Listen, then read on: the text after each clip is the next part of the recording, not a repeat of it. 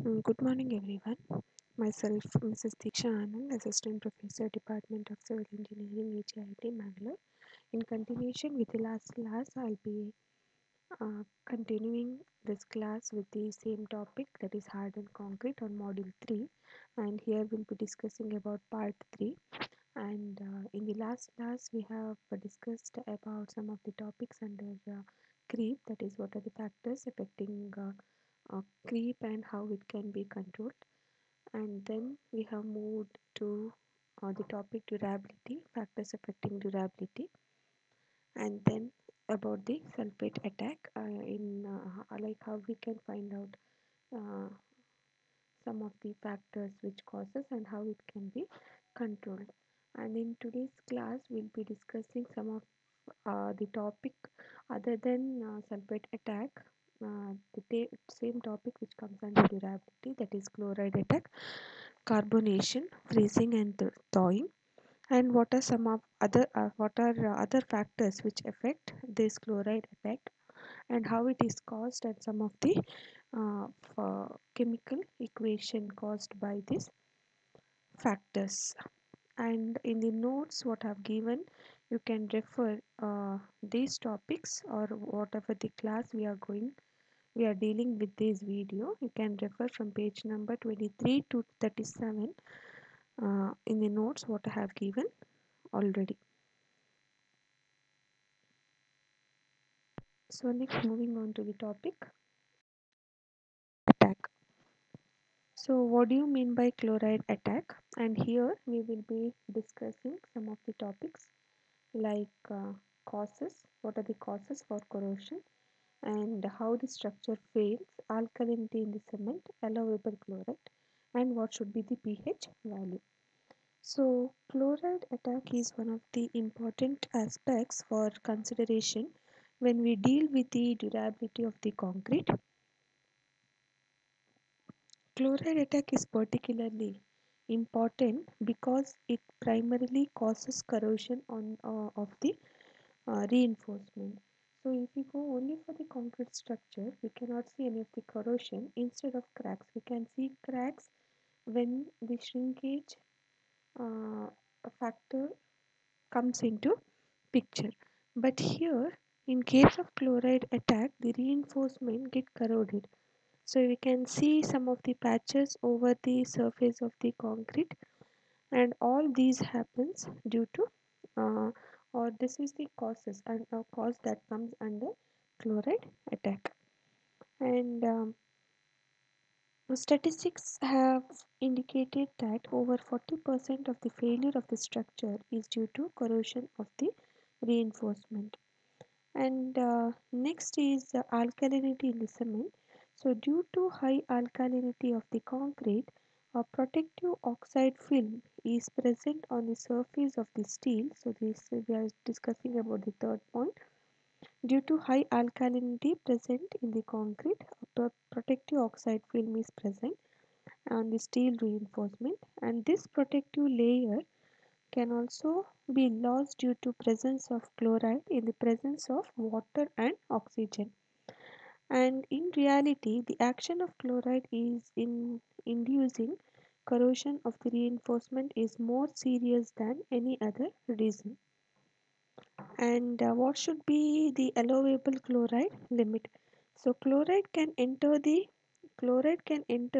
the concrete by diffusion from environment, and chloride available limit is 0.1%. And next, what should be the pH value?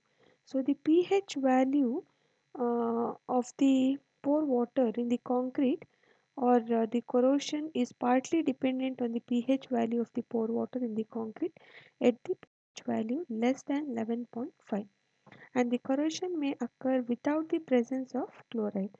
And at the pH value, if the pH value is greater than 11.5, a good amount of carbonation. So before that, you can see how this chloride, so if the concrete is affected by the chloride, how the structure looks like. So you can see here the patches and the corroded steel. You can see here the rusted particle, or the rusted um, the material which comes out of the steel and which can see on the surface of the concrete, it looks like this. So if the structure looks like this, or if this steel get corroded, so it is due to chloride. It is spalling due to sulfate attack. So you can see the difference between how this chloride attack or sulfate attack gets into the concrete.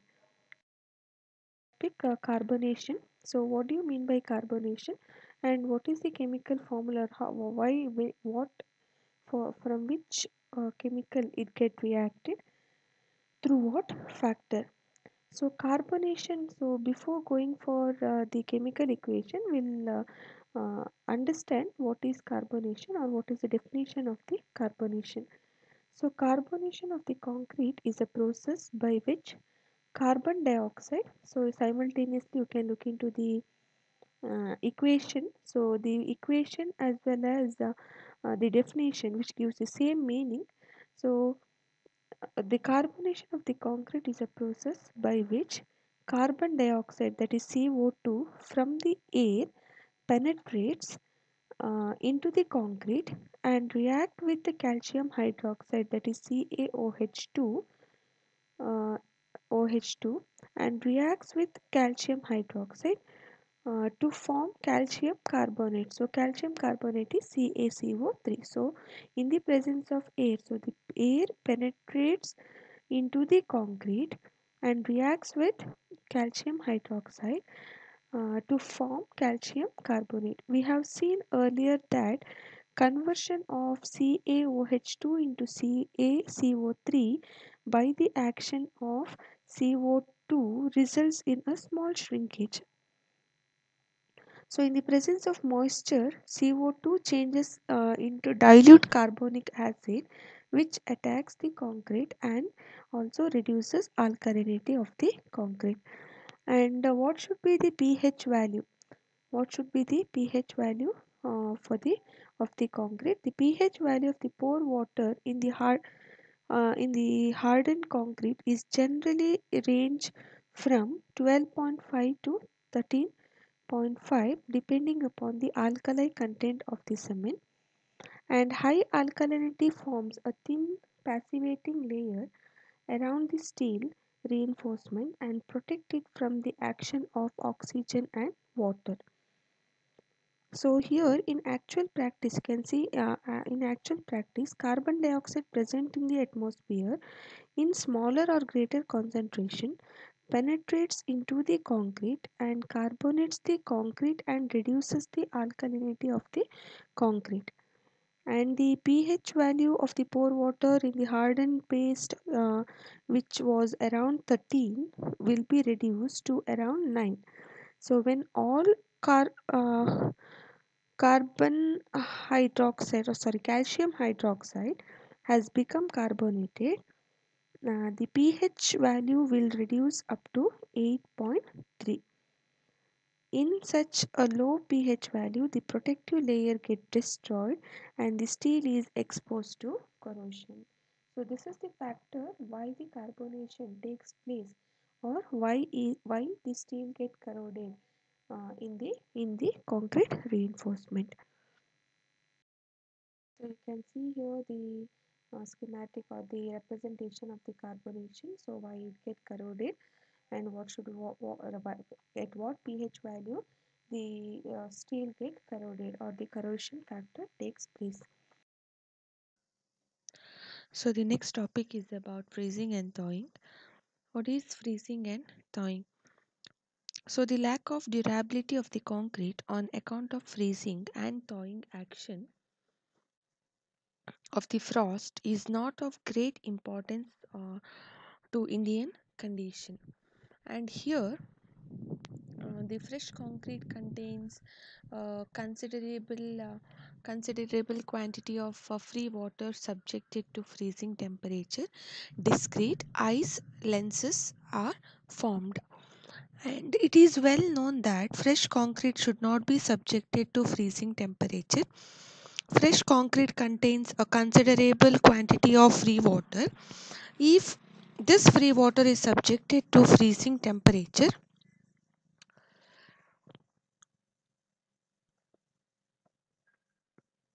discrete ice lenses are formed. Water expands about, so here the third point, water expands about 9% in volume during freezing, and the fresh concrete frost action will not recover the structural integrity if later on allowed to harden at a temperature higher than the freezing temperature. So, in dealing with the cold weather, concreting is that the temperature of fresh concrete should be maintained above 0 degrees. So, you know what should be the freezing point. So, freezing point is usually considered as 0 degree, but for fresh concrete, it should be maintained. And here, the fully hardened concrete is also vulnerable to frost damage, particularly to the effect of alternate cycles of freezing and thawing. And the concrete has more than one phase exposed to the weather and in such a position that it remains wet for a long period. So, next is factors contributing to the cracks in the concrete. So there are several factors which contributes to the crack in the concrete, like plastic shrinkage cracks, settlement cracks, constructional effects, thermal expansion, thermal conductivity, and so on. So first one, that is nothing but the shrinkage cracks plastic shrinkage cracks. So water from fresh concrete can be lost by evaporation, absorption by subgrade, formwork, and in hydration process. And when the loss of water from the surface of the concrete is faster than the migration of water from the interior to the surface dries up. So that we have studied in the plastic shrinkage in the last class. So depending upon the ambient temperature, relative humidity, and the wind, well, so here it reduces or eliminate plastic shrinkage cracks, moisten the subgrade and the formwork, erect temporary wind breakers to reduce the wind velocity over concrete, and reduces the time between placing and finishing. If there is delay, cover the concrete with polythene sheet. So all these we have studied. So as you have studied in the plastic shrinkage, the same thing. And the next one is settlement cracks. So what is cracks? So plastic concrete, when vibrated or otherwise settles, if the concrete is free to settles uniformly, then there are no cracks. And if there is any obstructions to uniform settlement by way of reinforcement or a larger piece of aggregate, then it creates some voids or cracks. This is called settlement crack. Mm, this generally happens in a deep beam, and sometimes the settlement cracks and the voids are so severe it needs it needs grouting operators to seal them off. Revibration, if possible, is an effective step. Otherwise, they affect the structural integrity of the beam or any other member and badly affects the durability. So next is constructional effects. In many construction sites, properly designed standard forms are not used. Formworks are not used.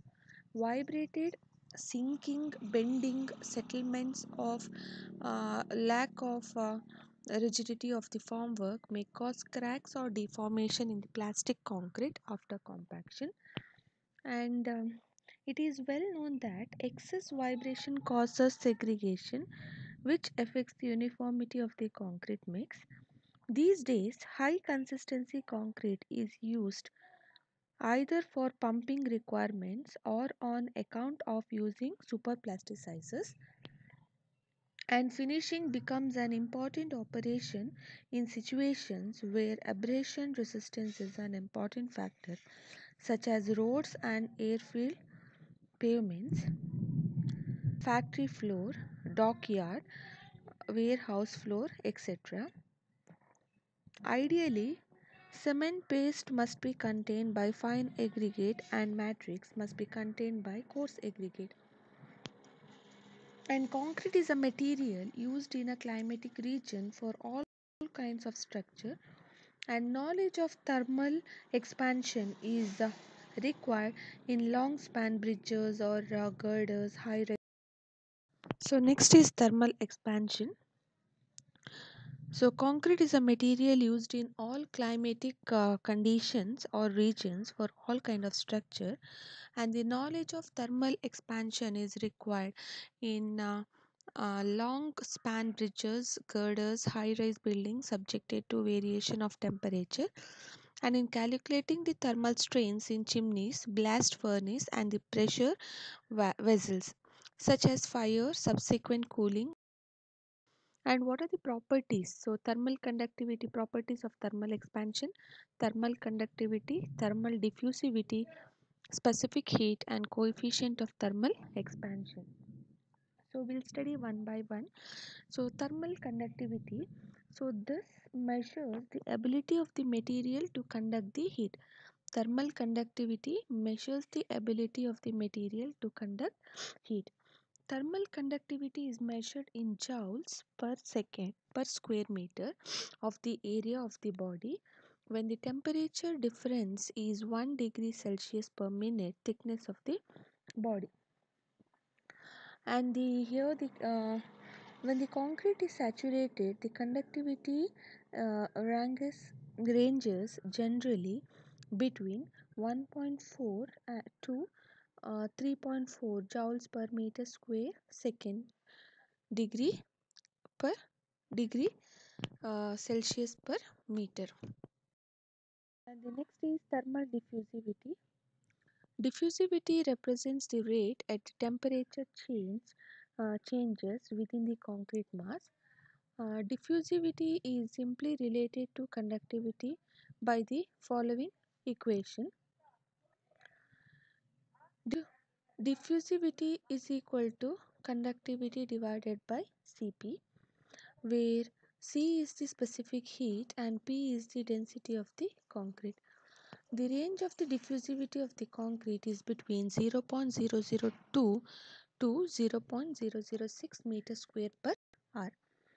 And the next, the third property, it is defined as, so what is specific heat? It is defined as the quantity of the heat required to raise the temperature of a unit mass of a material by 1 degree centigrade.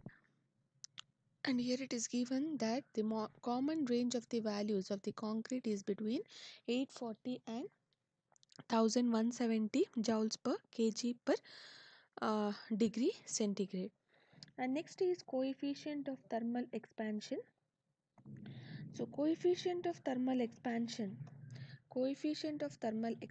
so it is defined as the change in unit length per degree change of temperature, and in the concrete it depends upon the mix proportion. The coefficient of thermal expansion um of hydrated cement paste varies between 11 into 10 to the power minus 6 and 20 into 10 to the power minus 6 per degree Celsius. And here again, coefficient of thermal expansion of the aggregates. So for cement, for aggregates, the expansion factors or expansion coefficient may vary. So for aggregate, it is between 5 into 10 to the power minus 6 and 12 into 10 to the power minus 6 per degree Celsius. And limestone and gabbros, so it's like a type of rock which have low values, and gravel and quartzite will have high values of coefficient of thermal expansion to take the heat. This is a transition zone. So micro cracks in the transition zones are a strength limiting factor, uh, which develops micro cracks even before any load is applied. So if before applying any of the load, we can see some of the cracks over the surface on account of dissimilar material, lack of bond, higher water cement ratio, and bleeding water. The transition zone becomes the weakest link in the concrete. While increasing the stress level, the matrix cracks gradually spreads throughout the mass. The transition zone at the interface with steel reinforcement becomes more permeable and admits air and water to promote corrosion of steel reinforcement. Incidentally, these micro cracks increases the depth of the carbonation. So next is structural design deficiencies. Sometimes inadequate provision of main steel reinforcement or inadequate provision for temperature reinforcement or wrong spacing of bars or absence of corner reinforcement may cause unacceptable cracks in the concrete. So one of the most common occurrences is the displacement of top bars in cantilever thin chedjas by the movement of concreting gang causes cracks at the junction point of the cantilever chedja. So next is permissible crack width, like some of the um, factors that is given, like interior member it should be 0.35 mm, exterior member under normal exposure condition should be 0.25 mm, and exterior members exposed to aggressive environment, so depending upon the exposure or the temperature environment condition, aggressive environment, so it should be 0.15 mm. And what are the factors affecting the durability? So the factors which affect the durability are plastic shrinkage, segregation, and the coarse plastic shrinkage, segregation, bleeding, and delayed curing, constructional effects, unsound materials, drying, shrinkage. So these are some of the factors. So first one, that is plastic shrinkage. So again, plastic shrinkage, it develops cracks on the surface due to evaporation of the water or due to poor water cement ratio. So again, no need of explaining about all this plastic shrinkage. And next is segregation. So in segregation, or it can be defined as, segregation can be defined as the separation of the constituent materials of the concrete. It may be of three types: core segregate, separating out or setting down from the rest of the matrix; paste, separating away from the core segregate; water, separating out from the rest of the material, being a material of the lowest specific gravity. It's about bleeding. So bleeding in the concrete is referred as a water gain, bleeding in the concrete.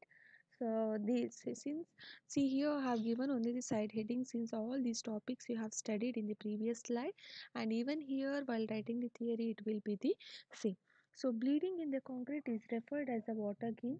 It is a particular form of segregation in which some of the water from the concrete comes out to the surface of the concrete, being of the lowest specific gravity among all the ingredients of the concrete. So bleeding of the concrete can be, so how this bleeding can be prevented? So proper proportioning and complete mixing. Air entraining agent is very effective in reducing the bleeding, and use of finely divided pozzolanic material reduces the bleeding, and use of finer material cement with low alkali cement. And next is delaying curing, like after after casting, after casting the cubes after 24 hours, if we keep the concrete late for curing, we can that affects the durability of the concrete. So fundamental requirement of the good concrete is to maintain uninterrupted hydration, especially at the early age when the hydration process is faster. If the young concrete dries up fast due to hot sun, drying wind, and lower relative humidity, The top surface of the concrete is to devoid of enough water for continuous hydration process. So next is constructional effects.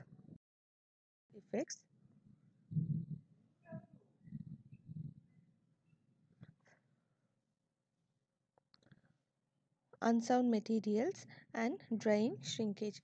So here in this you can see the physical causes of deterioration of the concrete. So physical causes of deterioration of the concrete, so cracking and the surface water. So cracking, so why cracking occurs? Like due to structural loading, overloading and impact, cyclic loading, exposure to temperature, fire, freeze thaw action, volume changes due to temperature gradient, humidity gradient and de-icing salts, and surface water, that is due to surface wear, abrasion, cavitation and erosion.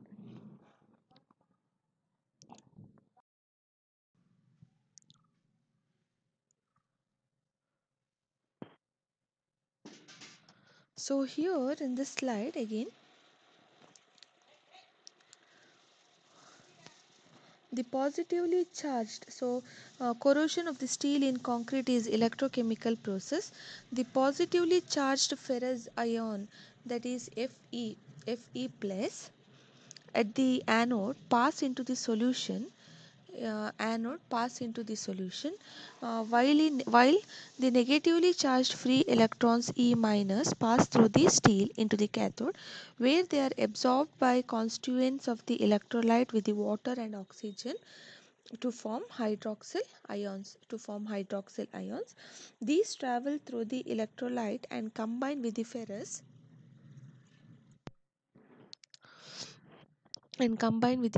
ion to form ferric hydroxide, which is converted by further oxidation to rust. So anodic reaction, so here we have all the anodic reaction, and it can be noted that no corrosion takes place if the concrete is dry or probably below relative humidity of 60%, because enough water is not there to promote the corrosion.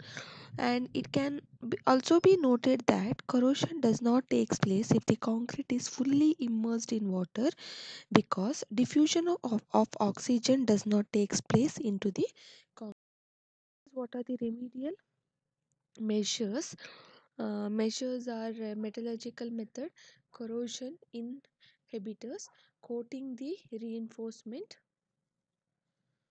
and cathodic to protection, according to concrete, and design and detailing. So what is metallurgical method? So steel can be made more corrosion resistant by altering its structure through metallurgical process, and different methods such as rapid quenching of the hot bars by series of water jets or by keep corrosion inhibitors. So corrosion inhibitors can be prevented or delayed by chemical methods by using certain corrosion inhibiting chemicals such as nitrates and phosphates, etc. And dosage is of other order of 10 to 30 liters per meter cube of concrete, depending on chloride level. Next is coating of the reinforcement.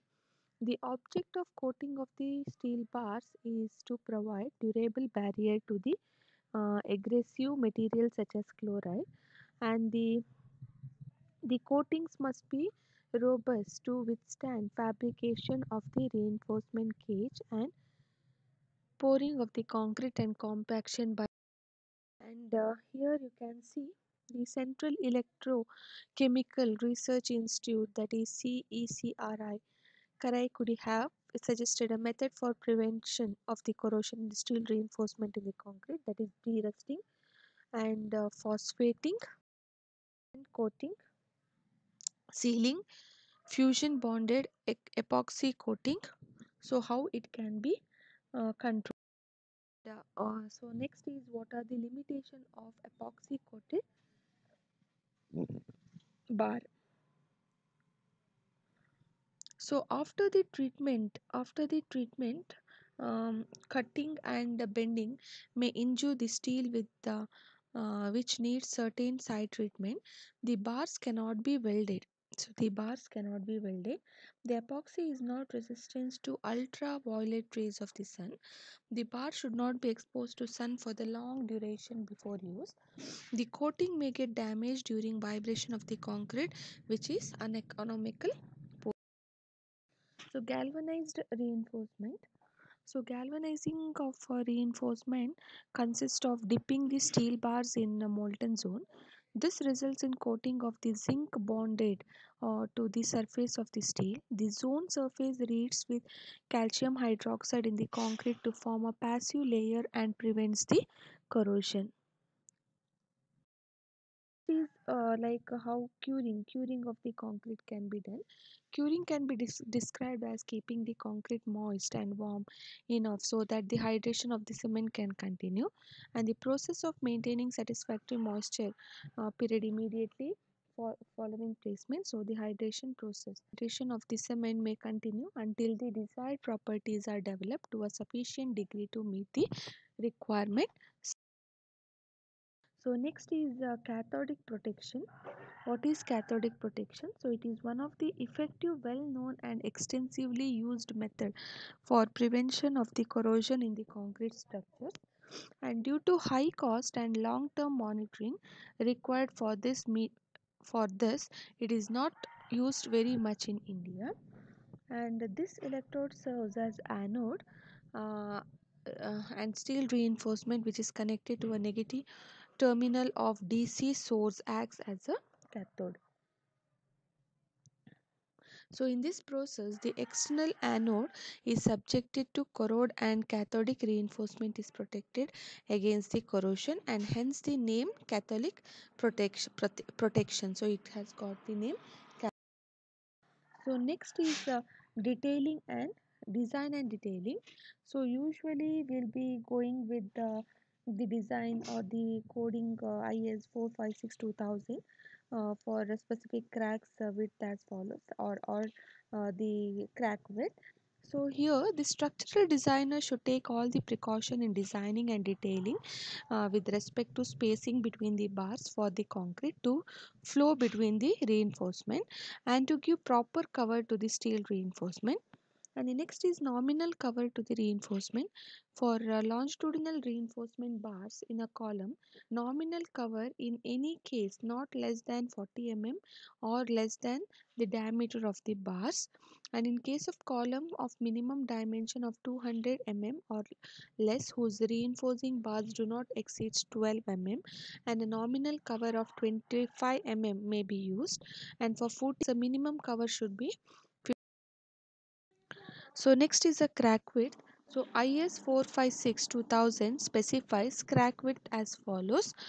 The surface width of a crack should not be general and exceed 0.3 mm in members when cracking is not harmful and does not have any serious adverse effects on the durability of the structure. And here for aggressive environment, the surface width of the crack should not be general, exceed 0.1 mm. The structure exposed to the effects of the weather or continuously exposed to the moisture or in contact with the soil or groundwater, a limit is given as 0.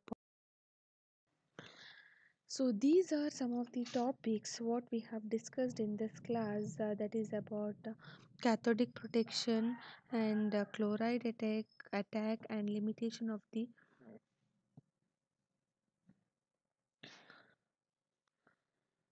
remedial measures to control the corrosion of the steel reinforcement and corrosion of the steel, or you call it as a chloride induced, and what are the factors affecting the durability, so which is one of the important question.